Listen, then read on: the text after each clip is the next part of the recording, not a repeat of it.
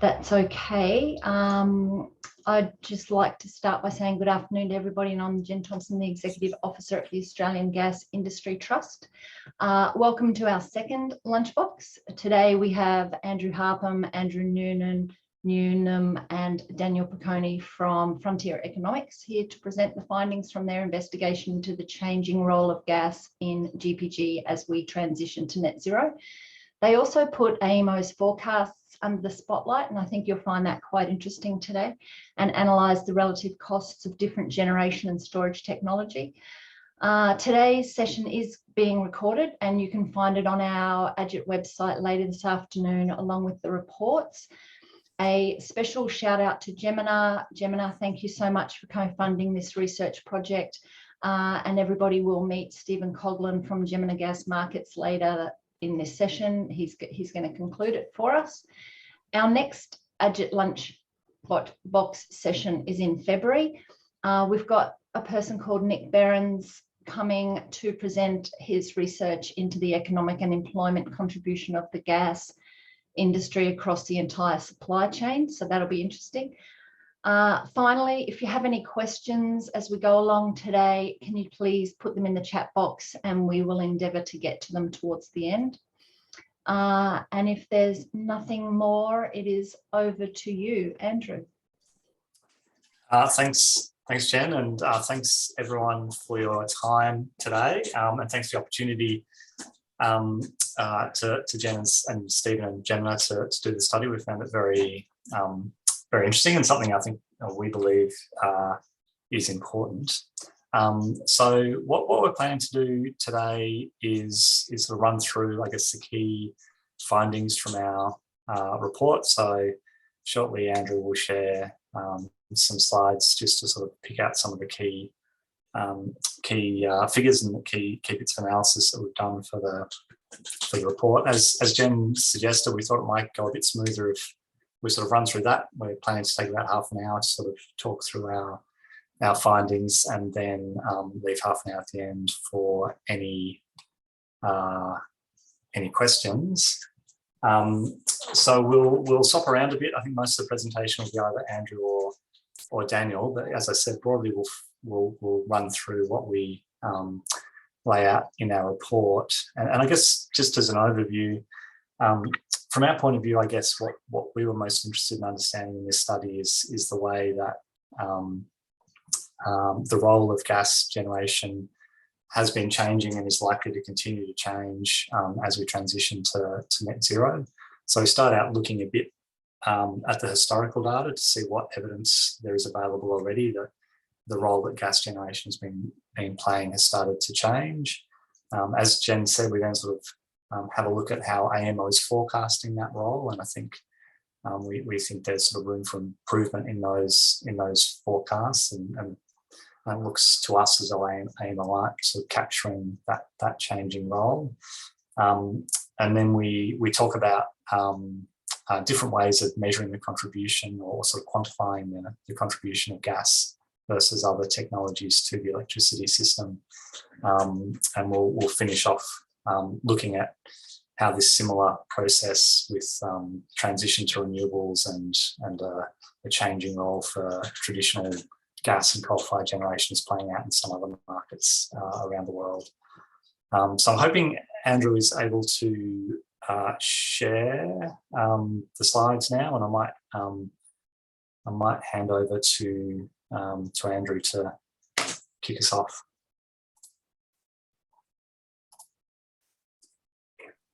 Yep, thank you. I'm hoping everyone can see my shared screen now and see the slides. See some nods, so that's good. Thanks for enabling the share screen, Jen. Yeah, so what we have to present today, essentially the 5 sections of the report that we've put together, and we've got some quick summaries as Andrew sort of outlined. But yeah, rather than going through the contents, maybe let's jump straight into it off Andrew's preamble. So in this first section, we're looking at the historical analysis of the role of gas-powered generation in Australia. So there are really 2 main markets that we've looked at: the national electricity market on the east coast, which is Queensland, New South Wales, Victoria, South Australia, and Tasmania, and the WEM, so the Western Australian electricity market. We haven't looked at NT in great detail because it's not as really as good data, and it's a relatively small system. What you're seeing on the screen is what the generation mix looks like in the NEM. So that's the East Coast market. So most of electricity generation and consumption in Australia. And what that chart is showing, it's over time from sort of 1998 to today, what the stock of generation in the national electricity market looks like.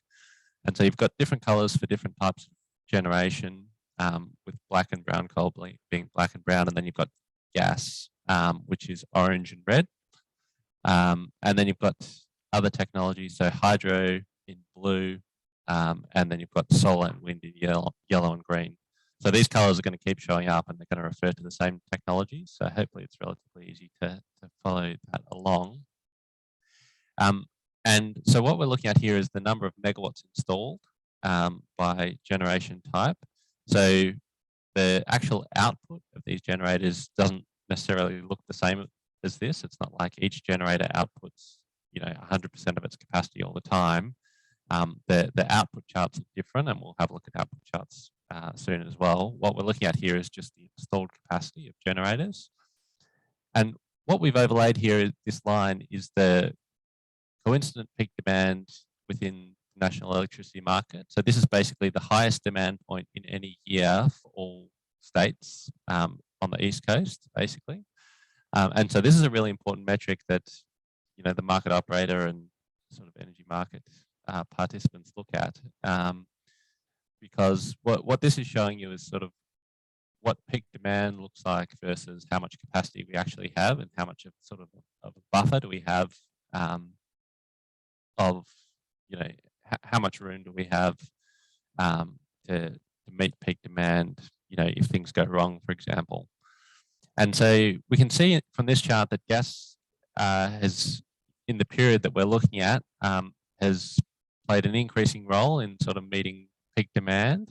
The share of gas increases with gas investment. So more capacity has been added to the system and gas increases. And that's sort of up until 2016. And then we have some brown coal retirements with Hazelwood going, and gas kind of becomes even more important during that period in terms of, providing firm capacity to the system. What also happens, and particularly from 2017 onwards, is we're getting this increase in intermittent renewable generation, so wind and solar. And so that's sort of ramping up, and that's expected to ramp up a whole lot more from today, really. And this is sort of a new era in the NEM that we're moving into, and this has been one of the sort of key themes of this report, and trying to get at, what things might look like in the future, and what the role of gas may be in this new era. So it's really important to distinguish between intermittent generation and firm capacity or dispatchable capacity. So intermittent generation, you don't really know when it's going to be there. So for wind generation, for example, it's only going to produce when the wind blows, and solar when the sun shines. I mean, solar's a bit more predictable in that, you can guess you're going to get at least some, during sunlight hours, but how much you don't know. And managing this in an electricity system where, in every sort of second supply needs to equal demand, this can be a tricky thing. And so this is really where the value of gas, the value of other sort of dispatchable technologies come in. And dispatchable just essentially refers to the ability of a power station to produce power on demand, and that's quite distinct from intermittent generation.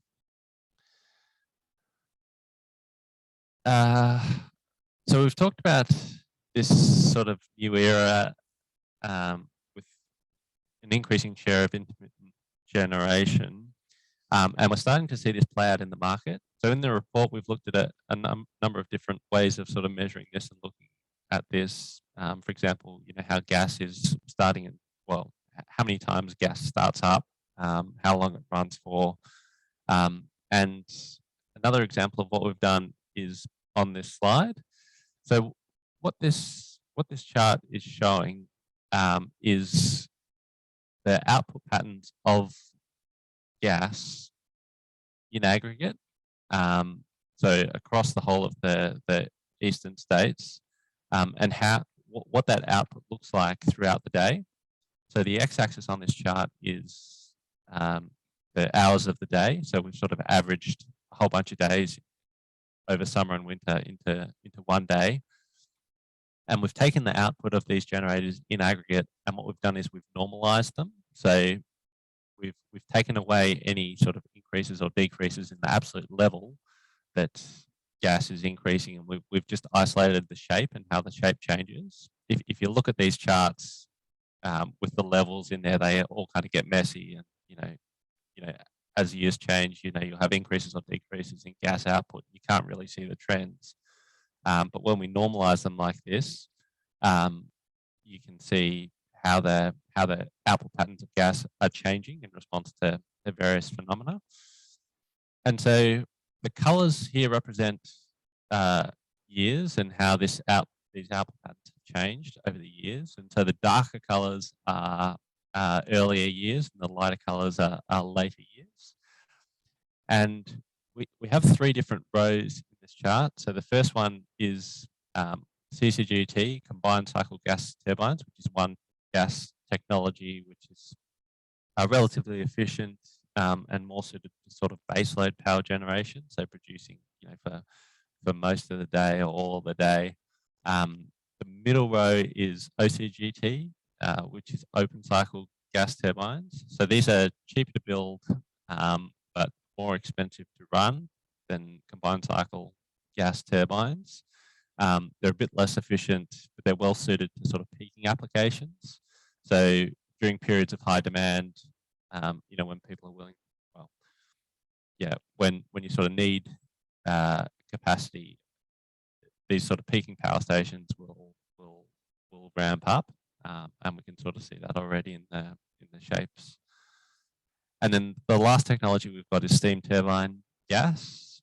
And so this is a little bit like a coal-fired power station. This works by heating boilers and turning a turbine with steam.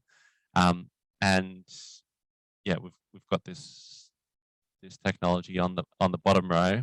And so you can see from comparing, across summer on the left-hand side or winter on the right-hand side, that there are some similarities and some differences between these technologies. But in all of the cases, there are some pretty stark changes in how they've operated, particularly in the past 3 or 4 years. So as we saw from the earlier chart, we've seen a whole lot more renewables come into the system. There've also been changes in gas prices, which are going to affect the sort of economics of how and when gas generators run. But I just wanted to point out a few kind of stark things on this chart. Sorry, I'm just looking for the time so I can keep track of that. Yep.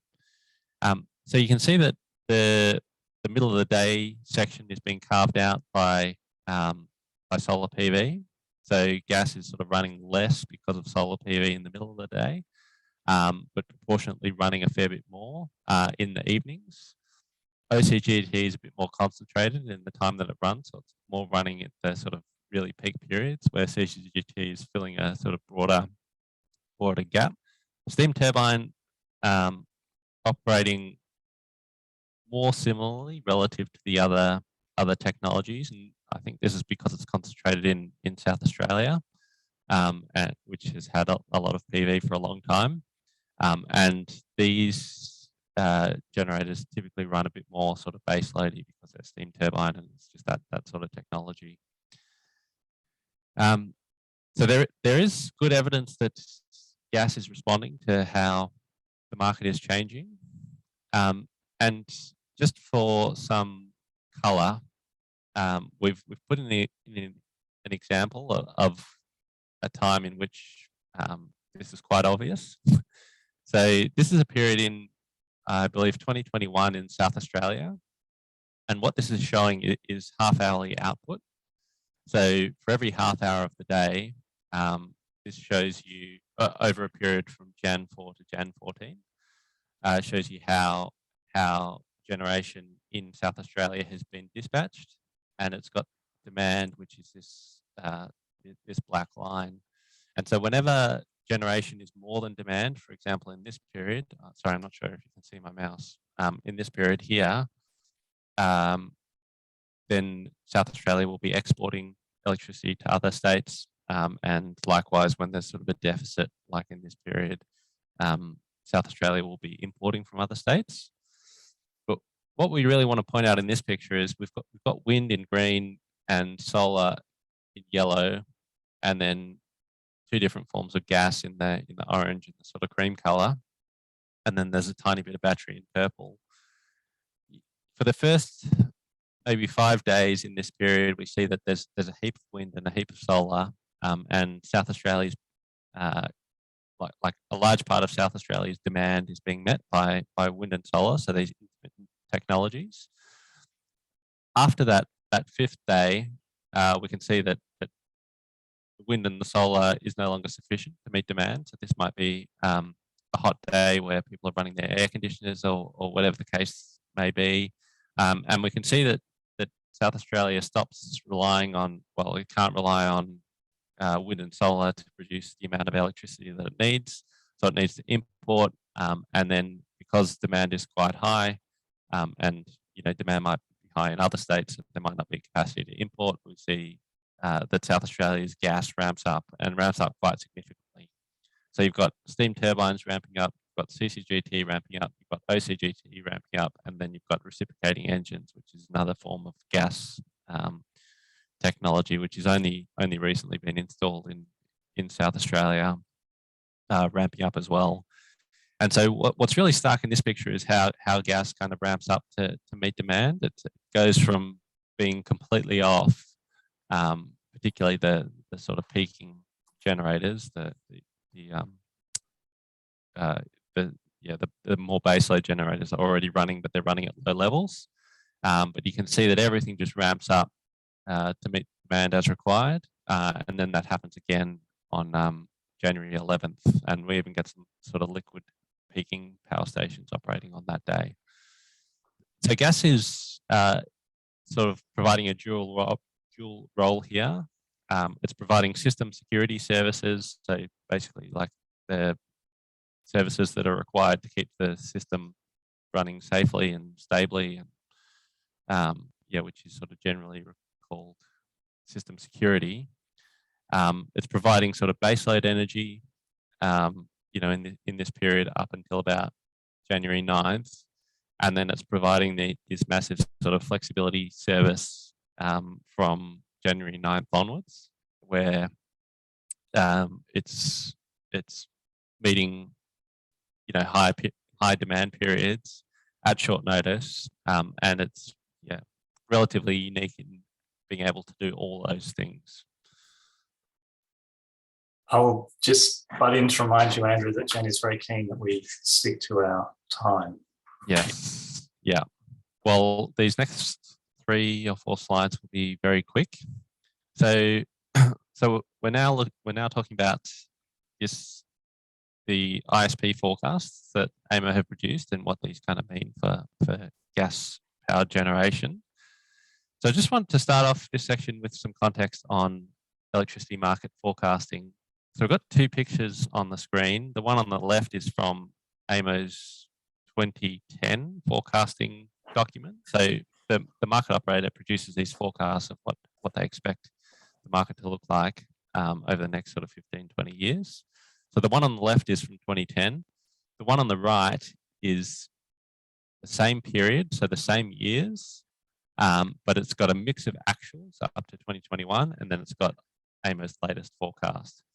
And so you can see there are some massive differences between these 2 charts. It's a little bit difficult to compare the colors, but I'll give you a really quick overview of the differences. So one very stark difference is demand. So you see on this chart on the left, we go from 200 terawatt hours to 350 terawatt hours, where if you look at what's actually happened, we've actually fallen from 200 terawatt hours to today, and then we're forecasting that basically remains flat. So there's 150 terawatt hours, or sort of most of NEM demand different in a period of sort of 10 years in the forecast change. And then the other thing to note is that the mix is very different, and in particular with reference to renewables. So you can see that in the figure on the left, there was very little renewables to be sort of predicted to come in, you know, despite this massive increase in demand. Whereas the story today on the right-hand chart is quite different. We've got a large share of wind and solar, and then there are some other sort of technology differences. So there was the expectation of geothermal back in 2010 and carbon capture and storage, which haven't really panned out. So forecasting is difficult, and I think everyone accepts that. What we have on this chart is an extension of the chart that we were looking at before. So before we were looking at the actuals up until today with peak demand, and then this chart takes that chart and then adds on the most recent forecast from the ISP. And so we have the peak demand that AEMO is forecasting, which are these two lines, and then the energy mix in the colours as before. And so what you can see from this chart is that AEMO is forecasting huge amounts of wind, solar, and battery capacity in purple coming in. So sorry, I say battery capacity, it's battery and pumped storage, so dispatchable storage essentially. So you can see that the AEMO is predicting that the market is sort of dominated by these technologies by the early 2030s. And you can see that the gas share is declining.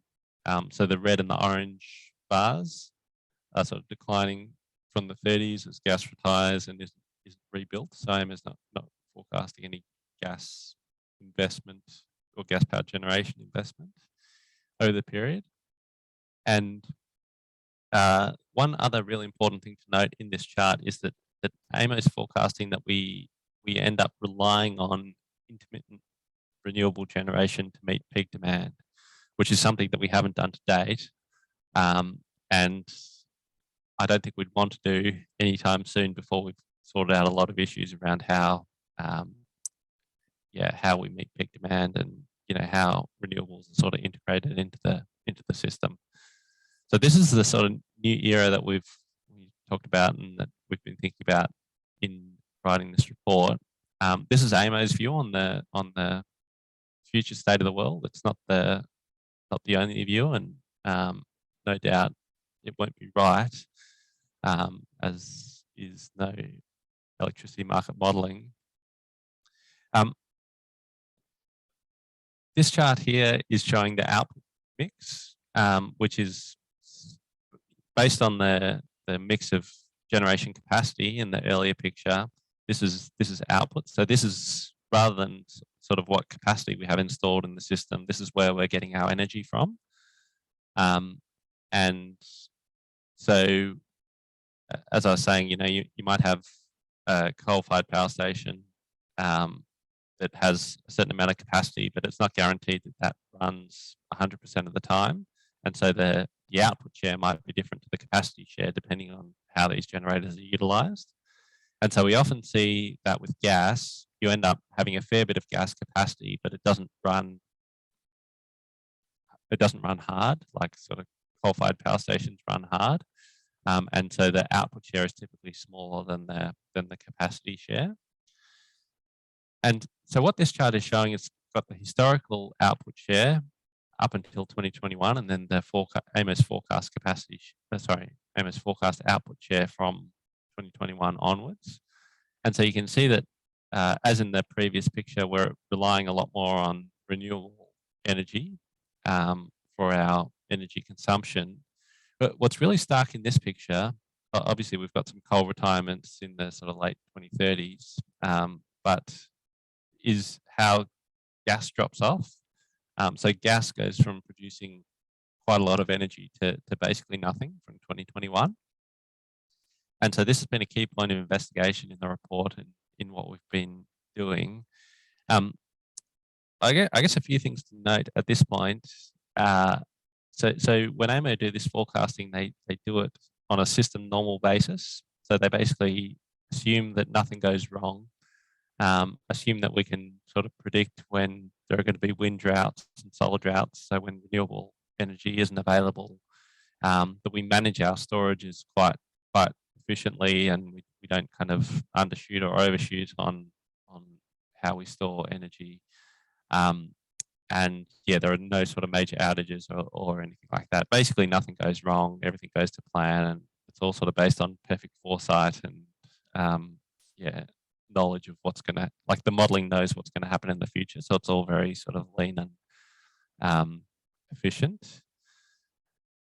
So so the main point here is that AEMO is forecasting much less gas output than we have seen in recent history. So we've also had a look at how AEMO's recent forecasts about gas power generation panned out. And that's what this chart here is showing. So the dots are the actual consumption for gas power generation in petajoules. And then the lines are different forecasts from AEMO about how much gas power generation, how much gas power generation will consume across the whole of the NEM. And so you can see that AEMO's forecasts are generally pretty pessimistic. So if you follow the red line from the 2014 forecasting document, you can see that AEMO were expecting sort of a sharp decline in gas consumption from about 200 petajoules to about 75 petajoules. And so if you look at the actuals after that, gas consumption has declined, but not to the extent that AEMO were forecasting. And then there's a similar pattern for the other forecast years. AEMO sort of systematically under forecast gas consumption across the NEM from gas power generation. And this is something that they acknowledge as well, and for reasons that we've already gone into about this, perfect foresight and yeah, operating a lean sort of normal system. So the reasons why there are these differences is because things do actually go pear-shaped. So things, generators trip, there was a flood at your lawn, the Callide Sea outage, all of these kind of major events in the system have led to substantially more gas consumption for gas power generation than AEMO has predicted. And in our view, I mean, these kind of events are unlikely to just stop, and the system normal is sort of an unrealistic expectation of the future. If you look at the way, well, the age of coal-fired power stations and what their maintenance schedules look like, and what kind of capex is going into and opex is going into them. I mean, yeah, I guess coal is generally seen to be on the decline, and I think the coal-fired power station owners recognise that the generators are on their way out, and so maintenance rates, unforced outage rates are increasing, and yeah, we're seeing problems with coal-fired generation that we haven't seen, more frequently than we've seen in the past, and so we essentially don't see this trend changing. So I'll pass on to Daniel. He's going to talk about the WESC, the whole of electricity system cost, which is an alternative measure to the levelised cost of electricity. Yep. Okay. Thanks, Mandrew. So we calculated a WESC because there are some shortfalls of the levelised cost of energy. So typically the levelised cost of energy is used to compare between different generation and storage technologies. However, there are a few shortfalls with it in that it doesn't necessarily account for when that energy is generated or how it is generated. And so the WESC tries to address this by essentially performing a cost-benefit analysis of a particular technology. So you work out all of the benefits associated with adding a certain technology to the electricity system, and then you work out all of the costs associated with building or running that additional generation. And so the point of the WESC is to try and take into account the value of that technology, not just the cost of operating it. So when you generate, when a generator generates electricity is important to the value of that electricity. So if it's generating during periods of high demand, it's typically of higher value rather than when it's generating at periods of low demand or when it is correlated with a whole bunch of other currently existing generators. And so it's important to note that the WESC is dependent on the current state of the system. So it depends on the current investment mix, including fuel prices. And so if you were to assume something different about the electricity market going forward, or about how prices might change or capital costs or what have you, the value of the WESC might jump around slightly. Yeah, and so I'll run you through our results now. And so on this slide, we have the WESC results without a carbon price. So carbon is not costed. And so all of the bars above the line are benefits, all of the bars below the line are costs, and the dot is the overall cost or benefit in this situation. It's important to note that the sort of the steady state system is assumed to be cost optimal, and so whenever you add additional technology, it will always incur a cost, which is why all of the dots are below the line, so they are an additional cost to the system. So the light blue bar is avoided capital costs. So because some generation is able to contribute to peak demand or is firm capacity, as Andrew was talking about, it means that other firm capacity does not need to be built. And so that blue bar is a benefit of avoiding that cost. The other bars above the line are avoided dispatch costs. So when adding a technology, it is able to displace higher cost technologies, so more expensive liquid fuels or less efficient gas turbines like the OCGT. Gas turbines don't need to run as often, so that's a cost saving, so a benefit. And then below the line, you've got all of the additional costs. So you've got the capital cost of the plant, so what it costs to build, the fixed operating and maintenance costs, so what it costs to run the plant, and then additionally, you've got additional transmission costs. So the transmission costs are the greatest, would typically be the greatest for solar, PV, and wind. So typically these would be located far away from demand nodes, and so you have to build a lot of transmission assets to be able to transmit the electricity from where it's generated to where it is consumed. And so as you can see, our results found that CCGT was the least, had the lowest WESC or the least cost, typically because it was able to avoid a lot of investment in other technologies and had a relatively low capital cost when compared to other dispatchable technologies like batteries or pumped hydro. And then solar and wind was not able to avoid enough high cost generation to outweigh the capital cost and the operating and maintenance cost of the generation. So this is all done without a carbon price. So any avoided carbon emissions are not seen as a benefit in this result. And so if we go to the next slide, we have used a carbon price of about 60 Aussie dollars. And so that is the green bar above the line. So it's a benefit. So as you can see for the renewable generators, so wind and solar, the benefit is quite large because these generators are able to avoid a larger amount of carbon emissions while and a similar story for the storage, so batteries and pumped hydro. But for CCGT, because CCGT was only avoiding liquid fuels or less efficient gas technologies, the benefit was only very small.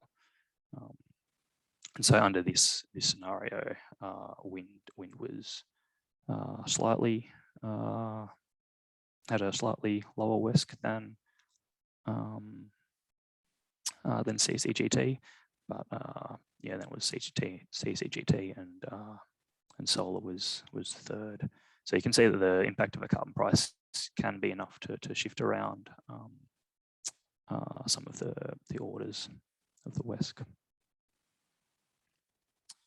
And then if we go to the next one, we have how does the WESC compare to the levelized cost of energy? So on the left-hand side, we've got the levelized cost of energy for the three generation technologies. We calculating an LCOE for storage technologies requires many assumptions and is quite difficult. So we didn't do that because of those reasons, and so we just have the three generation technologies. So you've got CCGT, solar PV, wind, and you've got the WESC on the right-hand side. So you can see that under an LCOE, when you use the LCOE to compare the cost of these technologies, CCGT looks quite bad. But when you use the WESC and you take into account the value of when this generation is, of when the electricity is being generated and what that particular generation technology can avoid, it fares much better on a WESC comparison.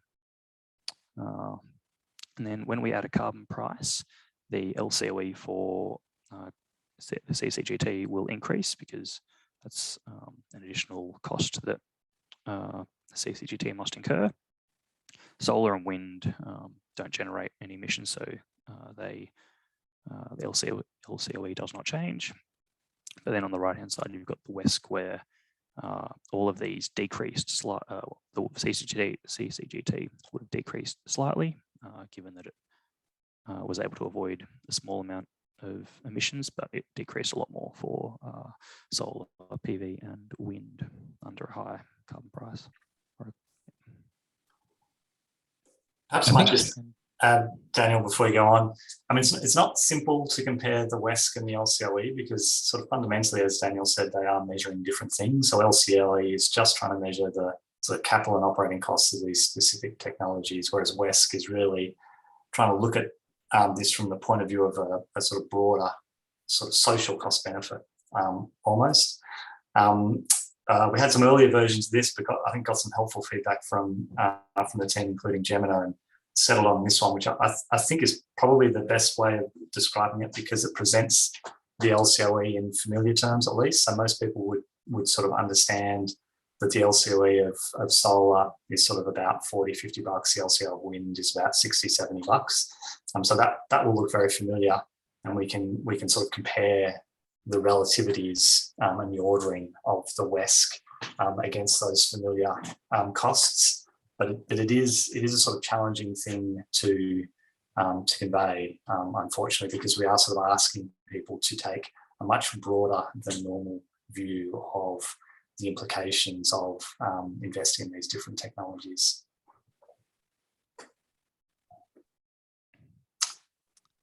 Maybe was I going to do the gas prices? Yeah, so I'll just quickly talk about gas prices. So one of the things we also did address is the extent to which wholesale gas prices might change things for gas generation. Obviously, there's a lot of talk about the sort of current wholesale gas prices in Australia.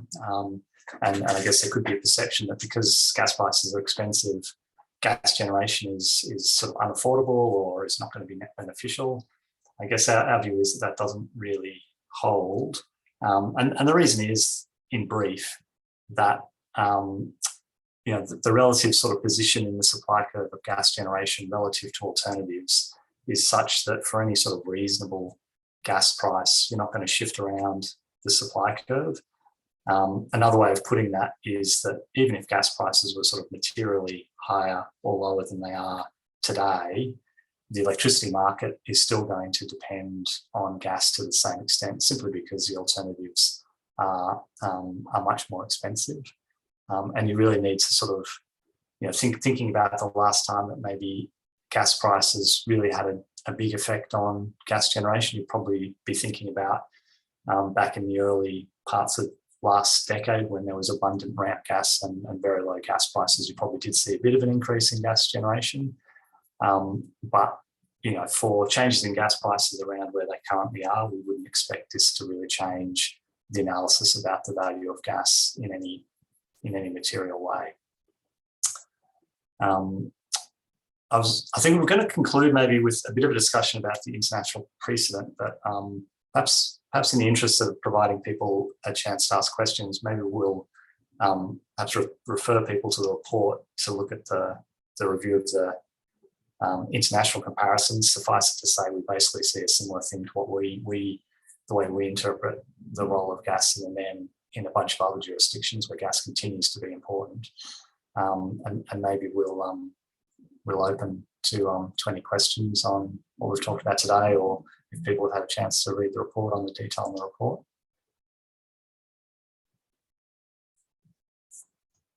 Are there any questions, folks? I can see Brian's got one. Brian Haggerty, carbon price in Europe is around €80. Oil companies I'm familiar with put US $80 in their economics. Using AUD 60, I think seems low. Is it defendable? Yes, I mean, I guess, well, I mean, certainly, I mean, we're aware that the current the euro price has been sort of increasing as we've been doing this work. So when we took this price, I think we took the price for fin year 21 on average in Europe, and obviously it's gone up since then. I guess it's worth thinking about the extent to which we think the carbon price over the next decade in Australia is likely to get to these levels, even sort of an implied carbon price. And I guess based on what we're seeing at the moment in terms of sort of emissions policies and costs of abatement, I mean, we think that a price like this is defensible, and I guess to an extent, if you're sort of take the view of trying to model the way the electricity system actually works, then I think it's very, very defensible, because I suspect it may well be a long time before an explicit carbon price is applied to the electricity sector. But yes, nevertheless, from a social point of view, I think it is sensible to think about having a carbon price. But yeah, I mean, I don't think $60 is unreasonable given where we're at in Australia. Any other questions from the floor? Stephen here from Jemena.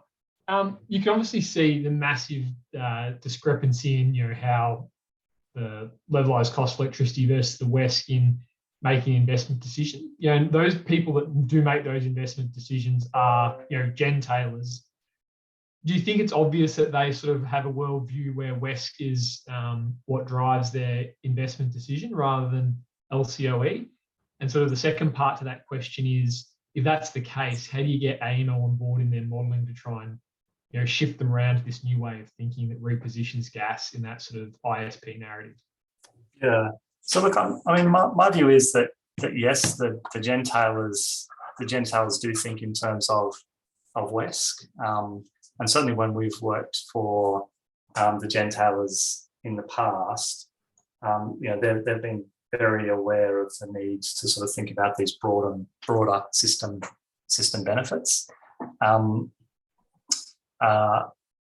think coming to AEMO, I mean, the modelling that AEMO do, so when they do their ISP modelling, I mean, in essence, it is the same sort of modelling that we use to calculate a WESC. So when they come up with their ISP build path, they're not, they're not deciding what should get built based on LCOE and sort of ignoring WESC. They're really working out what should be built based on their view of the relative costs, including broader system costs, but also importantly having regard to state-based targets for renewable generation. So I think what's really driving the renewable generation in AEMO's modelling is not their assumption that LCOE is the sort of determinant or investment. It is trying to match those state-based renewable targets.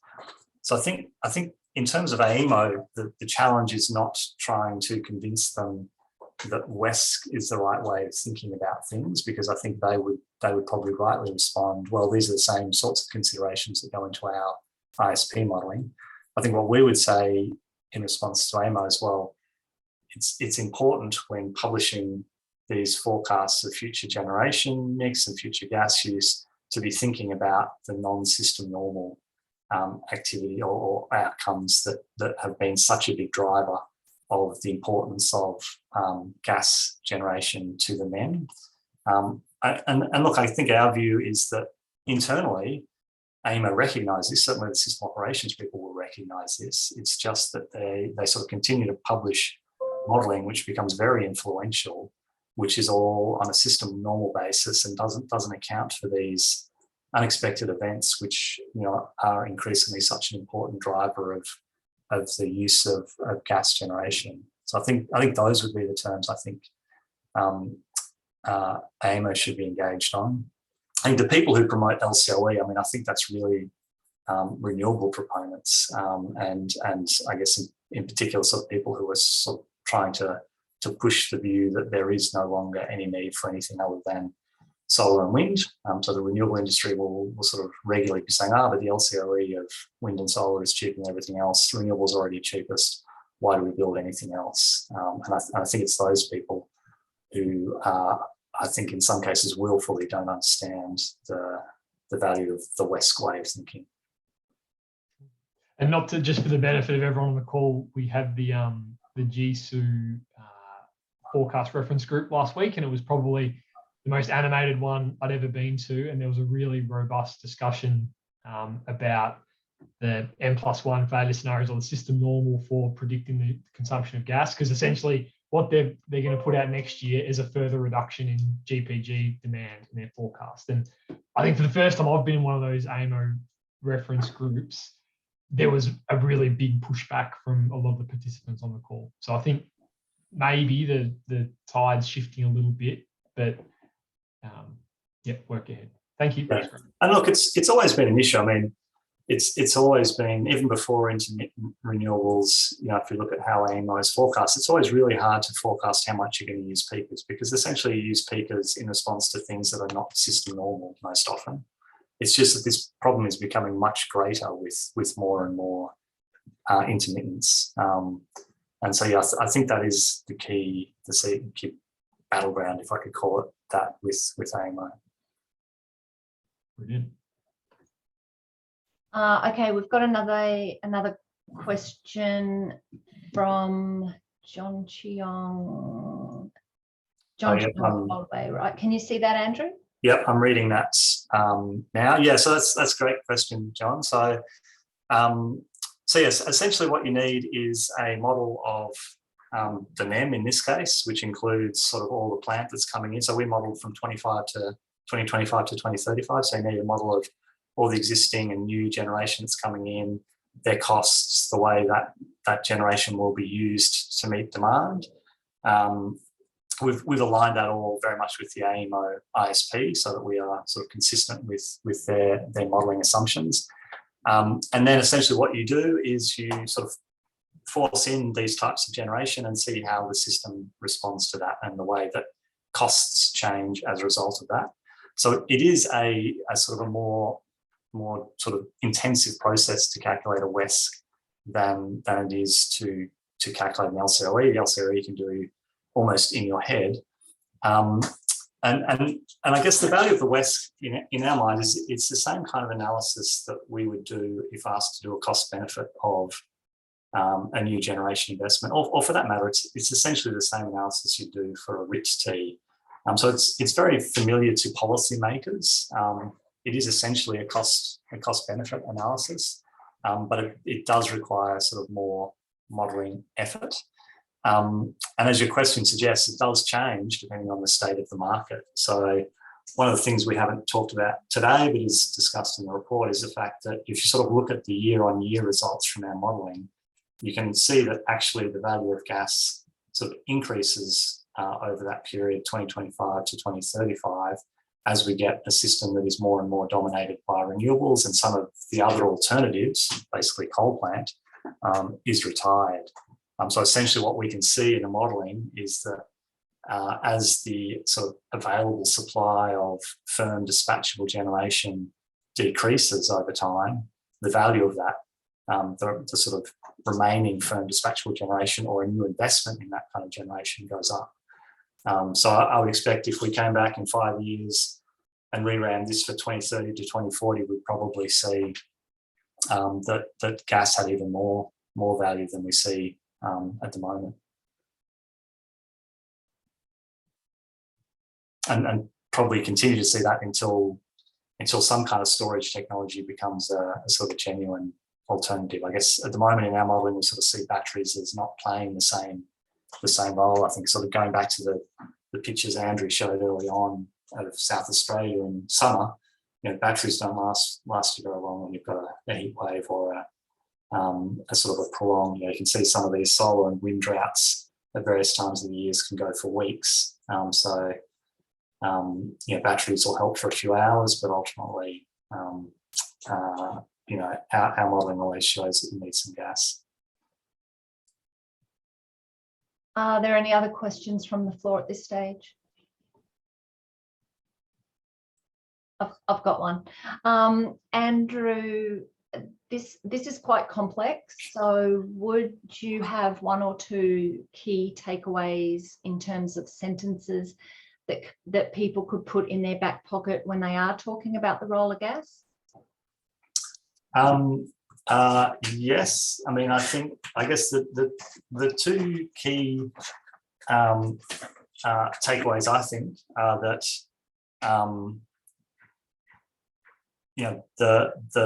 the firmness and the flexibility that gas offers has always been important, but is becoming more important, because in the past, where we only needed it to respond to sort of peaks in demand, now we are going to rely on it to respond not just to peaks in demand, but also troughs in intermittent generation.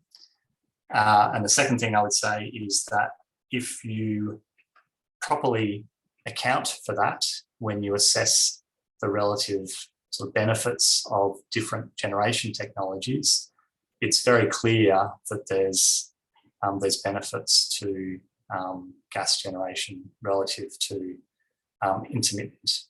And I mean, I wouldn't say it's one or the other. I think what our analysis shows is you need a mix. Good answer.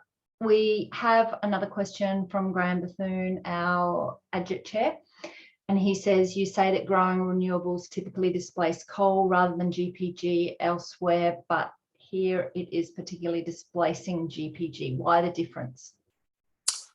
Well, maybe, can we, Andrew, I think we had a picture of gas dispatch we were looking at before. So I think if you look at this up until the dashed line is sort of historical data, and to the left is historical. So I think if you look at that, you can see that the role of gas has been relatively consistent. It's a bit tricky in Australia because there was that period in sort of early to mid-teens when we had a great deal of ramp gas, and so gas was running harder. But generally speaking, I would say dispatch from gas has held up in Australia. It's just that AEMO is always forecasting it's going to drop off a cliff next year. But actually, it's been dispatch of coal that has been declining, and in fact, it has been coal plant that has been largely retiring in Australia, not the gas plant. So I mean, I think it's not sort of as simple as saying it's all one or all the other. But I mean, I guess my view is that the experience in Australia is fairly consistent with what we see elsewhere.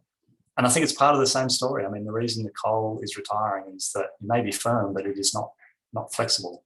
And what's becoming valuable in electricity markets is the sort of combination of firmness and flexibility. And I think in other jurisdictions as well, there is a bit of policy influence. So I think in the UK, for example, there's been the policy to stop coal production, and so that's kind of tied into the story as well. So there will be local policies which have impacts too.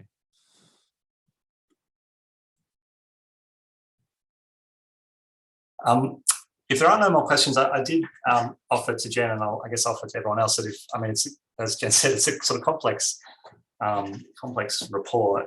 If any of you do want to chat about it, having reviewed it further, we're always happy to talk. So you can feel free to get in touch with Jen, and she'll put you in touch with us, or get in touch with us directly. We're always happy to talk about this stuff. And perhaps if there aren't any more questions, I might hand over to Stephen. I think he was going to wrap up. Yeah, thanks, Andrew. I just want to firstly thank Frontier, the two Andrews and Daniel. It's really complex. The thing I'll say, having had the opportunity to read the detailed report and ask some questions, I think that fantastic chart with the LCOE versus WESC, the more you look at it, the more complex it becomes, and probably the more questions you'll have. So definitely encourage anyone to reach out to the guys to go through it, because I think it tells a really important story. And I think, the narrative of gas's decline in the energy market is one that will kind of be self-fulfilling if we don't counter it. But it's really difficult to counter, and it's really complex. And that conversation we just had is not something you can really have in the pub with your friends and win them over before your Palmer arrives. So I think but we have to keep going. You can't just go and put the cue in the rack and say, well, it's more than a 30-second sound bite, so we won't bother. So I think this work's really important. Jemena is really interested in it as an owner of gas and electricity infrastructure. So thank you very much. And I can't wait to hear some more feedback about the report. And thank you very much, Jen, for facilitating the whole thing. Brilliant. Thanks, Thank you.